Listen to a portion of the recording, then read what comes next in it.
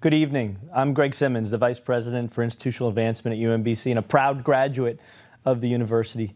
Thank you so much for joining us tonight. We are here to give an update on the state of the campus and the state of the campus community. We have a wonderful program for you. We have the opportunity to have my first ever fireside chat with a longtime colleague, Dr. Freeman Hrabowski.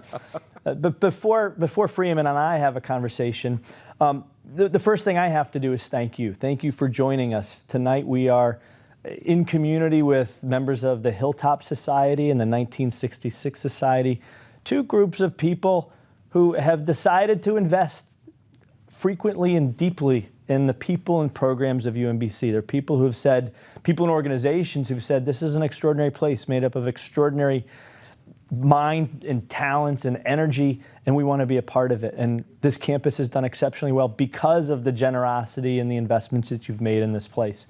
The good news is, because of your belief and because of the people that make UMBC strong, despite the challenges of the last 18 months, the campus is doing exceptionally well. So whether it's thinking about enrollment, we have the largest group of incoming freshmen in the history of the campus, or the number of research dollars that our faculty are winning. You'll hear a little bit more about that in this evening's program. Whether it's thinking about the way the campus looks, to the success of programs like our Cyber Dogs, who were Mid-Atlantic champions last year, or our mock trial team who beat Yale to win the national championship, or even 4 athletic teams who not only won their conference championships, but ended up having 70 students with a 4.0 and a collective GPA of 3.2. So the campus is doing exceptionally well, and we couldn't be prouder and more appreciative of how you are helping us do the important work of transforming lives through education and through outreach to Baltimore City and the surrounding community that we work and live in every day. We are a part of this community. We're proud of it and we celebrate it, and we couldn't do what we do without your generosity and support. So before Freeman and I talk, we're going to share two videos with you, short videos.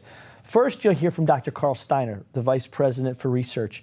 It has been, the work of the place has not stopped, even though until September, there were very few people on campus, and we've had some extraordinary accomplishments in our research area. So Carl's going to brief you a little bit on what's happening there.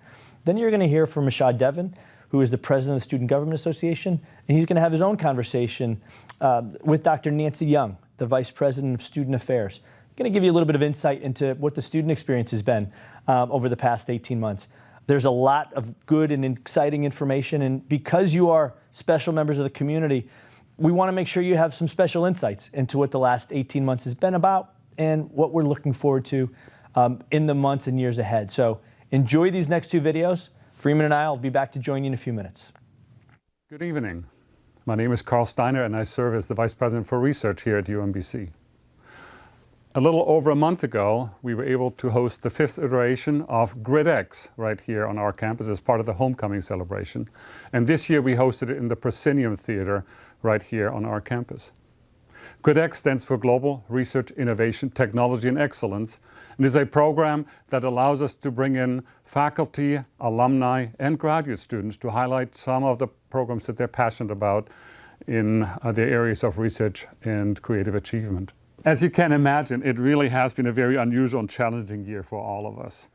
But I'm proud that we've been able to reopen many of our labs just after 3 months of closing down. That was back in June of 2020. And in the meantime, with careful attention paid to ensure the safety and security of our students, our staff, and our faculty, we've been able to pretty much reopen all of our laboratories and studios. My thanks and my appreciation goes to our research community and so many on our campus who helped us work through this difficult period. But despite these extraordinary challenges, I'm very proud to report that our Research Creative Achievement community has most certainly stepped up to meet the challenges. A good number of our faculty and their research teams have directly contributed to the fight against the pandemic and have been instrumental in studying the impact of the virus, especially on underrepresented communities. And I'm sure that all of you are aware of the highly visible impact of our alumni on the national and global front as well. So over this past year, we recorded, despite the pandemic, record results.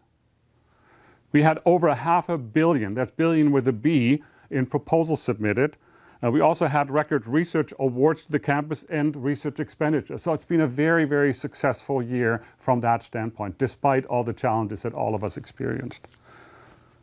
So I want to spend a couple of minutes just highlight some of the recent successes of our faculty in leading major new national initiatives.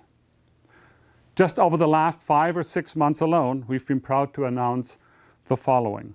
The Mellon Foundation awarded a $3 million grant entitled Breaking the Mold, MOLD, which stands for the Mellon, Maryland Opportunities for Leadership Development, which is led by our interim dean, Kimberly Moffett, in our College of Arts, Humanities, and Social Sciences. Professor Jonathan, or Yoni Zohar, who many of you know in marine biotechnology, has secured a $10 million award from the USDA National Institute of Food and Agriculture to expand his impactful and internationally recognized work on sustainable agriculture, this time developing new methods to grow Atlantic salmon. Yoni has been with us for so many years, but this is a really major coup for him. A more recent faculty member, Professor Mariam Ranumunfar in Information Systems, just secured a very highly competitive $13 million NSF HDR award, one of only 5 such awards in the entire nation. And this award will allow her to establish the Institute for Harnessing Data and Model Revolution in the Polar Regions. We call it IHARP. This makes them the first data science and machine learning institute in the world, literally the world, that is dedicated to research in polar regions. Shortly before that, Professor Arya Gangukpadhyay, also in information systems, received an award to lead an exciting $20 million effort with the Army Research Laboratory, who are located just about a half an hour north of us here. And he's establishing the Center for Real-Time Distributed Sensing and Autonomy. We call it CARDS. This is part of an almost $70 million 5-year effort that we have with the Army Research Lab in partnership with College Park. And this center is planning to establish a really long-term vision of advancing artificial intelligence-based autonomy. And finally, just a week ago, we were proud to announce that Professor Belay Demos in physics, that he was successful in leading a new collaborative partnership with NASA Goddard. Again, only about an hour south of us here. And this is about a $72 million 3-year grant called Goddard Earth Science and Technology and Research, GSTAR initiative, which is in close partnership with Morgan State University and several other national institutional partners. We are very proud that GSTAR is building on over a quarter century of research partnerships with NASA Goddard. And this particular program will help all of us answer some of the biggest questions in Earth and atmospheric sciences. These 120 million in awards that we received in just the last 5-6 months didn't come just by accident. They're really part of a long-term vision that we have on our campus to establish a national reputation, to develop meaningful and sustainable partnerships, not just across Maryland, but across the nation and really across the world. And this is built on our campus-wide focus on interdisciplinary collaboration, bringing the arts and sciences together with the engineering community and our colleagues in the natural sciences. But in the end, it comes down to our overall motto, public research for public good. I think the best is yet to come. Hi, I'm Rashad Devon. I'm a senior biology major at UMBC. I use the he, series pronouns, and I'm the president of your Student Government Association. And I'm Nancy Young. I'm the Vice President for Student Affairs, and I get the pleasure of working closely with Rashad on many student issues. And I also use the She/Her series. Yeah. So Rashad, to get us started, we've been working really closely together over the last 18 months on many of the issues that have concerned students.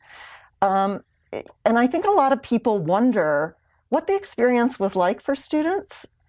So as you look back, what do you think students have most needed during this time period? Yeah, I think that's a great question. I think the main needs of students within the past 18 months falls into 3 main categories, 3 main buckets. One of the biggest one, to no one's surprise, is mental health. I think the uncertainties that the pandemic has brought on, in addition to the stress of being a student, classes, family obligations, work, and everything that comes with being a student, students have needed a lot more mental health resources. So that's the first one that I could think of. I think the second one is financial instability. A lot of students lost their livelihoods and their employment over the pandemic, and the cost of living in college, tuition and everything included, has been a lot. So, I mean, fortunately, there's a lot of, governmental assistance programs, and even UMBC Stay in Black and Gold Fund that's helped out a lot of students, but it's still been a huge issue. And lastly, I would say there was a lot more need for educational resources. A lot of students struggled with online learning environment, especially when the transition first happened. So, there was a lot of need for additional resources, another helping hand to help them be successful in educational settings. I really want to ask you about Black and Gold, because SGA had a huge role in that. Yeah. But since you ended on online classes, I think the other question I get a lot is, how did students really do with the online environment? And our assessments told us that students were all over the place. So what are you hearing from students about how they really managed the online world? Yeah, I mean, I think your assessments hit it on the spot. It really was a mixed reaction. I mean, people take in and process information differently. Students are the same. I think a lot of students did struggle, especially at the beginning of the transition period. Some people rather be in the educational, like in a lecture hall with their peers and face-to-face with their faculty to learn. That's how they learn better. And some other folks, prefer the online environment. I actually belong in the latter group. I really love the online environment, not having to commute to classes. But I did hear a lot of stories from my friends who were doing not as good as they would have liked to in an online virtual learning environment. But that leads me to say, your staff, Dr. Young, has been really, before COVID, hands-on, helping students face-to-face. So how would you say that they have pivoted during the pandemic to do the same in a virtual setting? It's a great question. How did we pivot? So first, I would say we miss you. And it was just thrilling to have people back on campus, even if it's in still a really different way. Yeah. I realized on the way over here, I said to someone, it is so good to see smiles. And then I realized she didn't have a mask on. Since we're both in the middle of a masking campaign, I was like, that wasn't great. But I was just so happy to see her smile. But in that pivot, what was really interesting to me is we were, I think, a bit ahead of some other schools in that we already had the WebEx tools in play and a number of things that we were not immersed in, but the technology existed. So I think we were able to really quickly pivot in the ways some of my peers and colleagues at other institutions struggled with a little more. That said, we struggled with learning the technology. I think faculty struggled. One faculty member said to me, it's like being a first-year faculty member again. You have to recreate every class, and that's a pretty heavy load. But what I loved seeing in both staff and faculty was that they did it, and still are coming to us to support students. You mentioned mental health. I so appreciate the fact that we got lots of calls from faculty and staff when we couldn't be there, bumping into someone in the hall, or that someone would say, a student in my class is struggling, or a student doesn't have a computer. And so whether through individual faculty and staff or through the surveys we sent out to ask students if they had it, well, we did that with SGA, right? Yeah. That survey, we were able to get hundreds of students to the resources they needed, provided computers. And even, this gives me a great segue back to Black and Gold, because I know SGA was really useful in helping us change some of the original purpose of Black and Gold. For people that don't know and might be listening to us, that fund originally was primarily about emergencies that went to pay for schooling. And so can you help me understand a little bit more about what prompted SGA and what role you ended up playing in getting us to use the Black and Gold funds differently? Yeah, definitely. So I think the Black and Gold Fund was the idea started with SGA a few years ago. Remind me of the year again. I think it was President Yasmin Karimian that started it.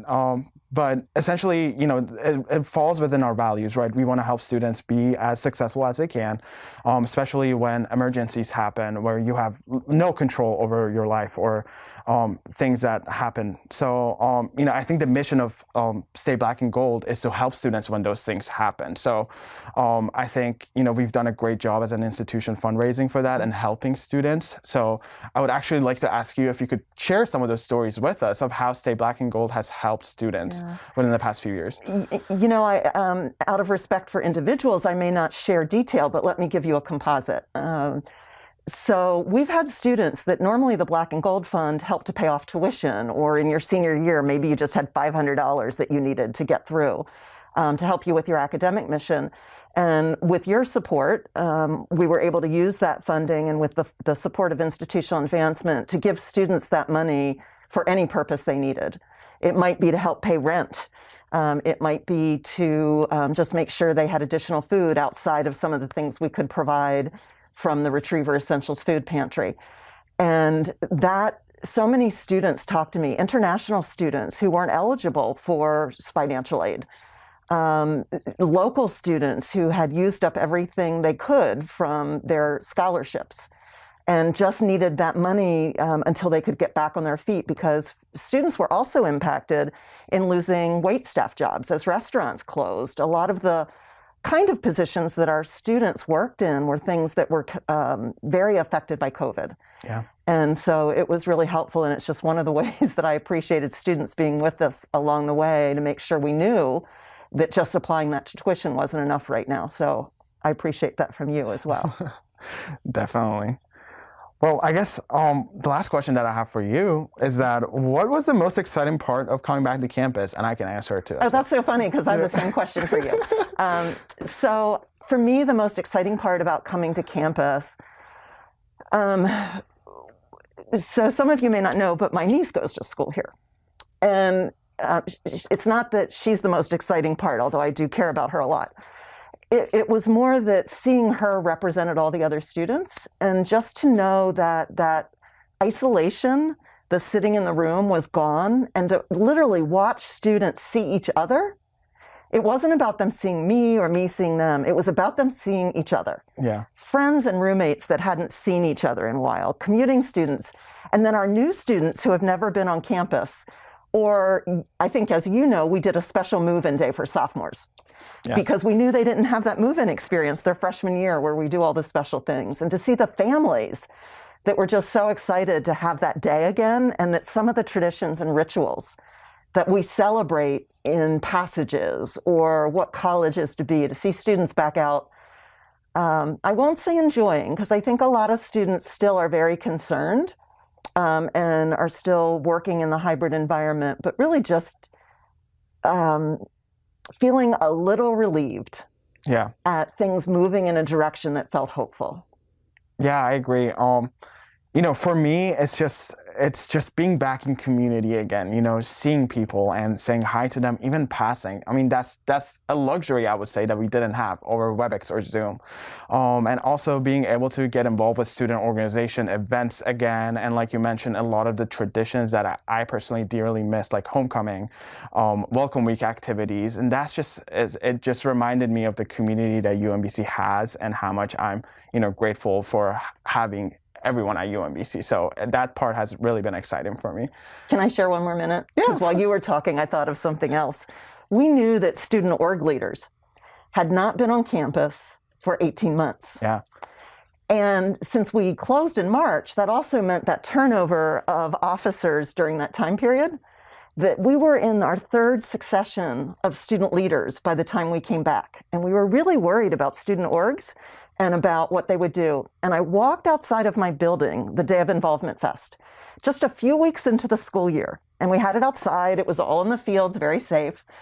But to see the extra effort that people put into coaching student leaders, and that student leaders would show up, that it looked like the Involvement Fest we'd always had, right? Everybody was out there. New students were getting involved in clubs and organizations. And that moment just lives with me.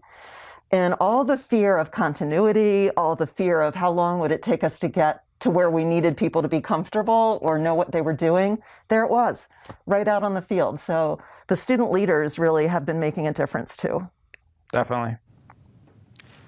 Good evening, Dr. Hrabowski. Good evening, Mr. Simmons. It's nice to join you by the fire here. Thanks for spending some time with us and our guests today. Thank you, Greg.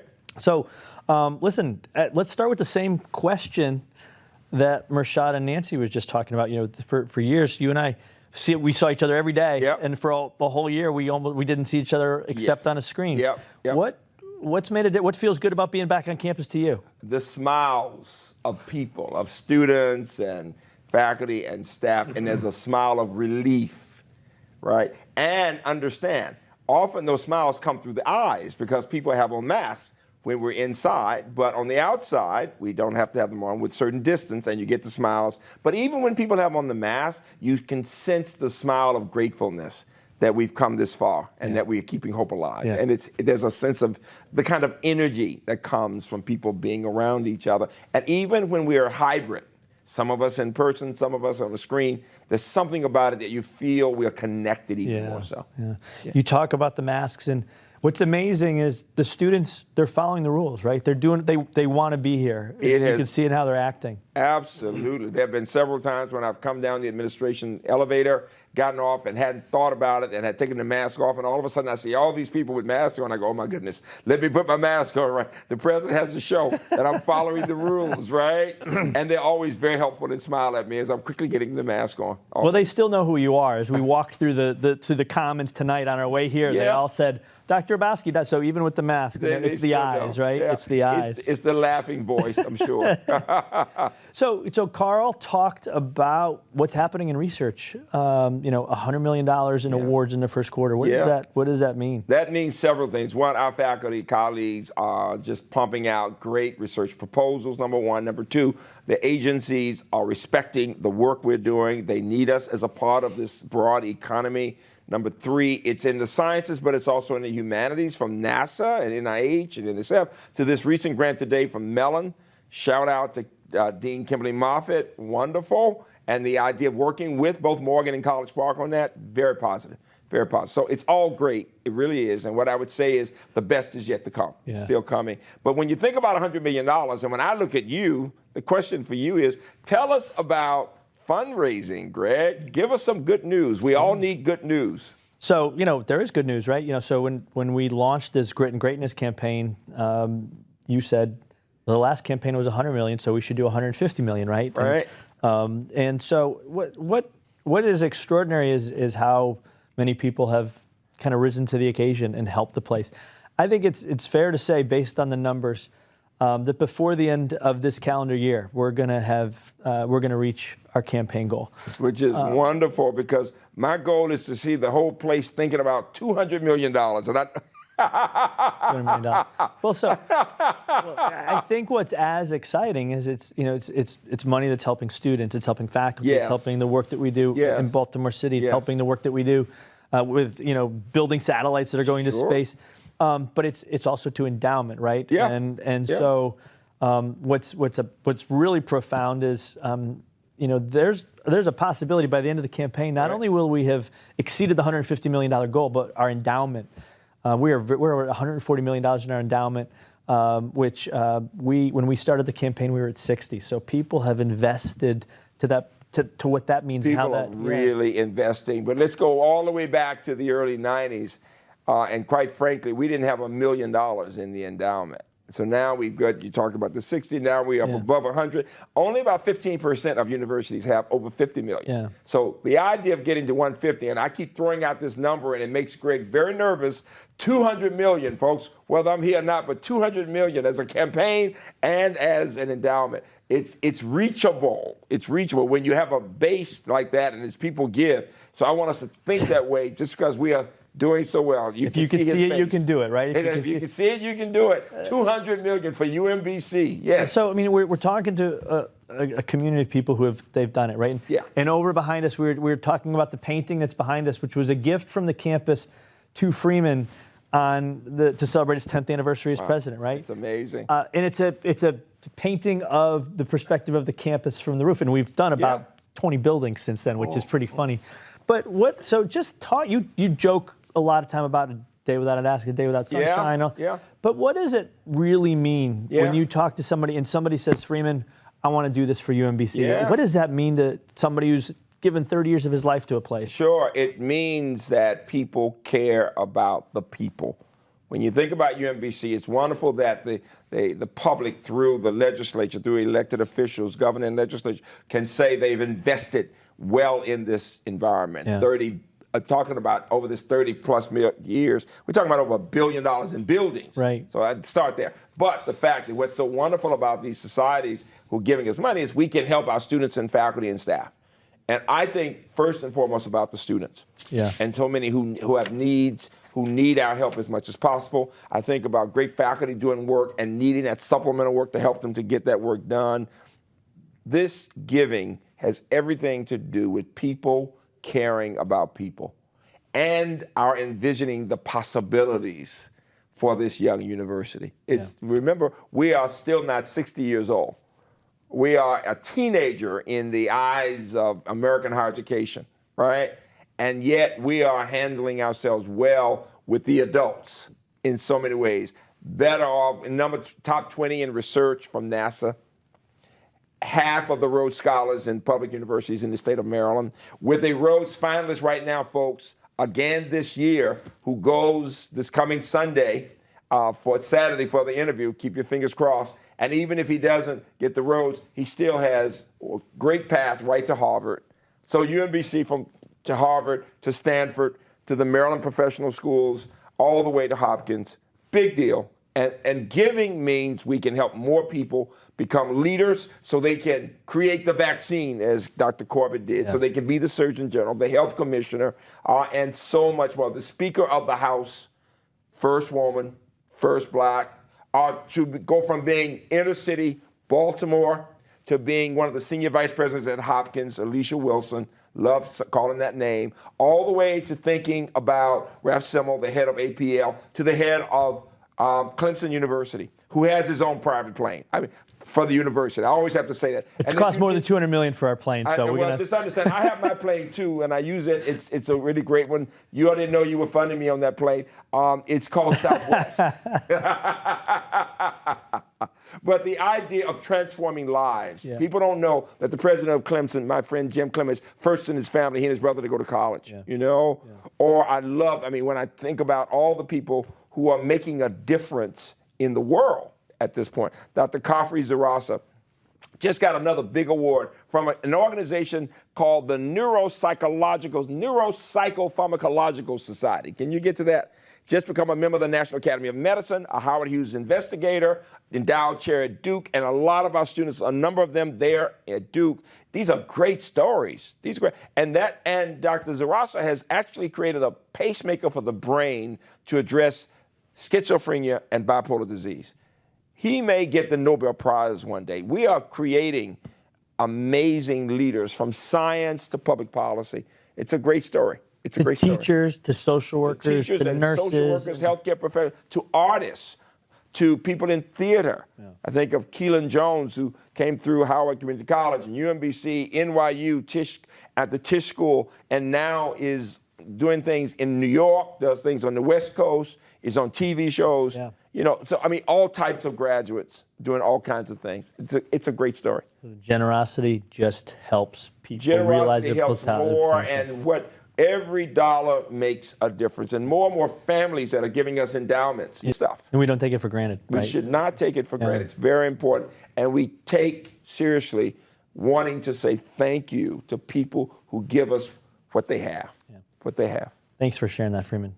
Let's take a couple questions from folks who are joining us. Sure. So, I have a question here from Bennett Moe, class of 1988, former president of the Alumni Association. Bennett asks, what about UMBC has changed the most since you joined our community, and what has stayed the same? Great.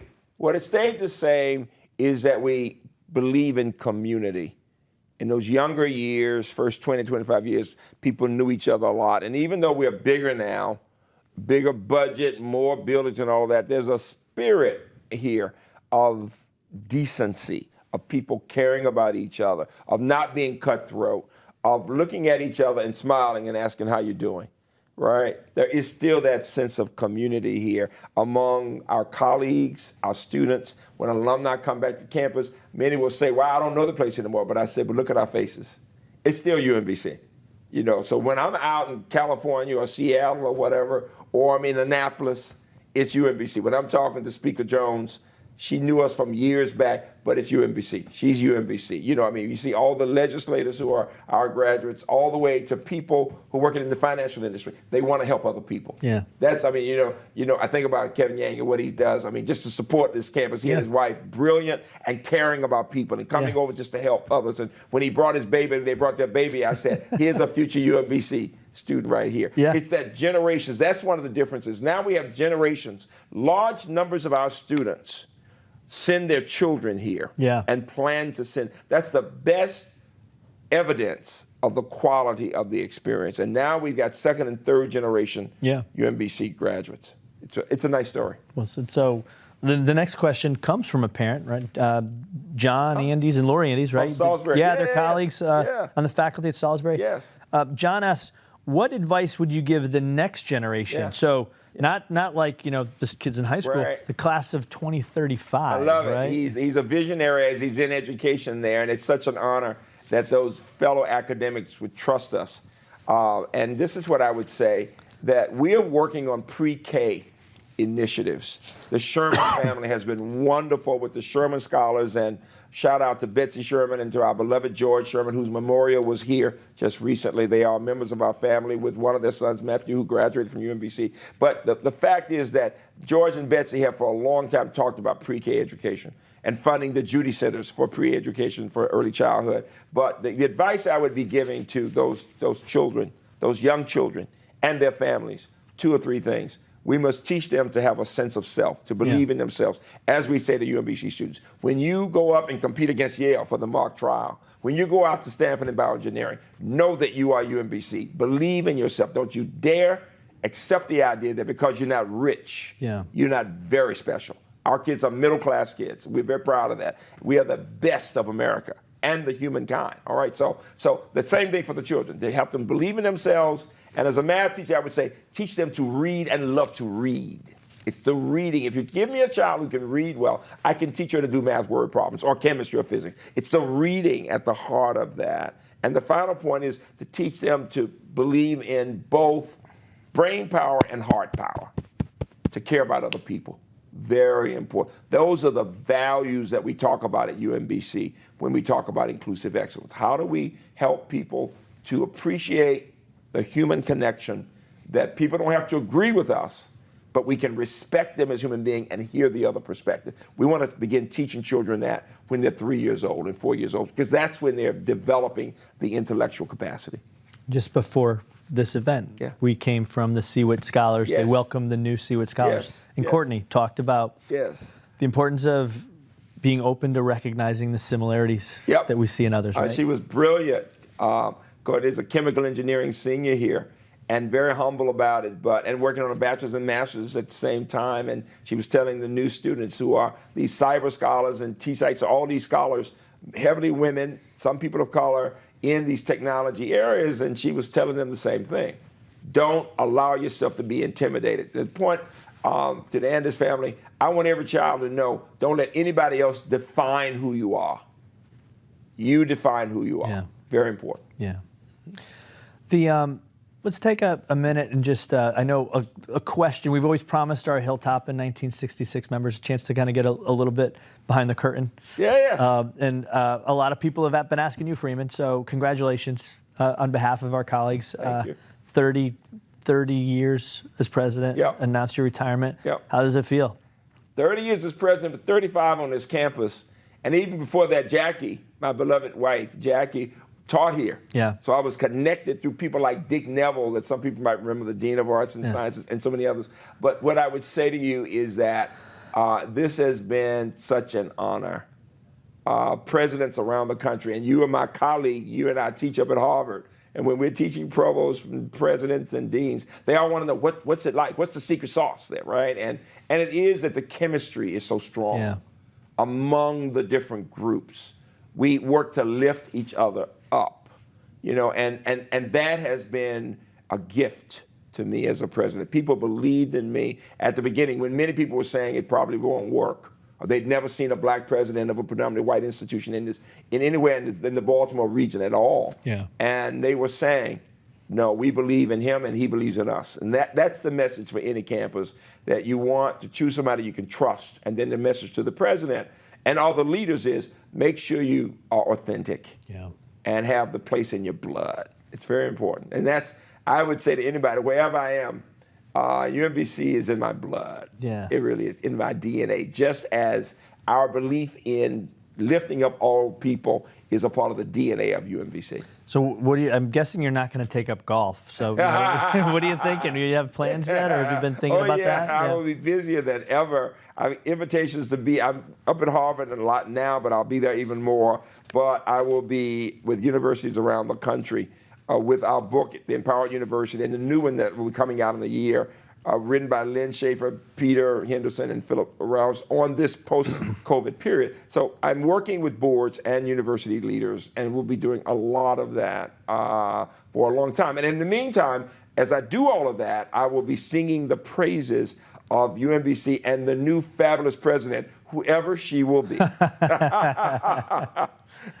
Well, you know, as we start to wrap up, I really want to thank you and Jackie. I think most people know that you're members of both the Hilltop Society and 1966 Society. You've been extraordinarily generous, not just with your leadership, but with your philanthropy. Sure. And it's made a difference. And so thank you. Thank you. Thank you. Thank you. And thanks to everybody who've been able to join us tonight.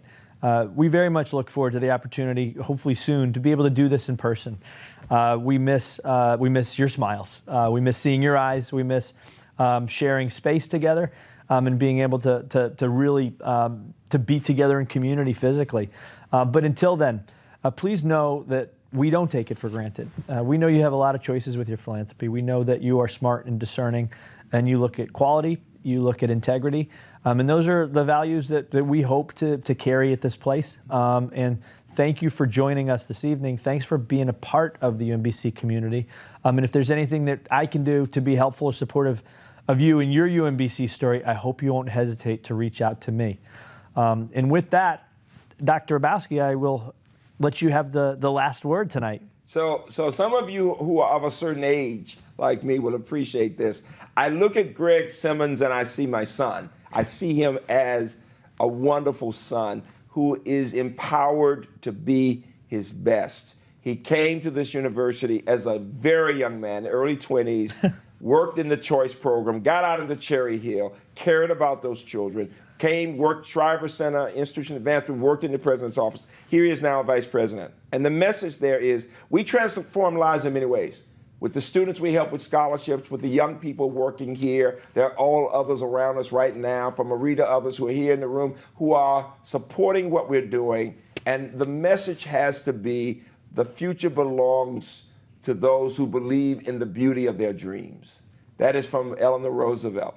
We all dream of UMBC and what it does and can do to change our society. Let me leave you with words from Aristotle, that excellence is never an accident. It is the result of high intention, sincere effort, and intelligent execution. It represents the wisest choice among many options. And then he says something that gives me goosebumps. He says, choice, not chance, determines destiny. Choice, not chance, determines destiny. And there is the point. Thank you so much for choosing UMBC. Good night. Good night, everyone.